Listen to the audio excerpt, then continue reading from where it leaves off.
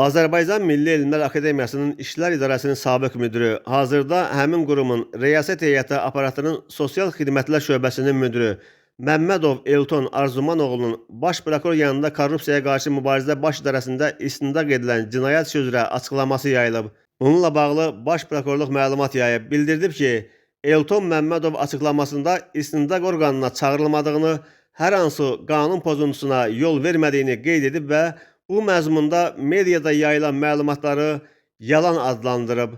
Məlumata görə Azərbaycan Milli Elmlər Akademiyasında baş verən qanunsuzluqlar barədə Baş prokuror yanında korrupsiyaya qarşı mübarizə baş idarəsində cinayət məcəlləsinin 179.4, yəni xüsusilə külli miqdarda ziyan vurmaqla israf etmə və 308.2, yəni ağır nəticələrə səbəb olan vəzifə səlahiyyətlərindən sui-istifadə etmə maddələri ilə ibtidai istintaqı davam etdirilən cinayət işi üzrə 3 milyon manat büdcə vəsaitinin əsassız olaraq xərclənməsinə şübhələr müəyyən edilib. İstintaq tədbirləri nəticəsində əsassız olaraq xərclənmiş 3 milyon manat büdcə vəsaitinin Elton Məmmədov tərəfindən tam şəkildə dövlət büdcəsinə ödənilməsi təmin olunub.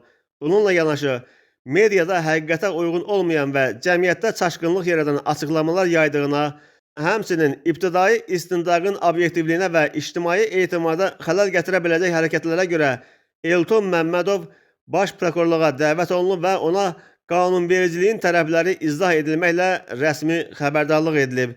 Qeyd edək ki, bugün yerli mediada Elton Məmmədov barəsində cinayət təqibi aparılması ilə bağlı məlumat yayılıb. Bundan sonra Elton Məmmədov həmin məlumatın doğru olmadığını qeyd edib.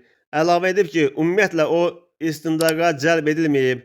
Onu da qeyd edək ki, Elton Məmmədov və qardaşı keçmiş Nəqliyyat Naziri Ziya Məmmədov Ramiz Mehdiyevin sadiq adamları kimi tanınırlar.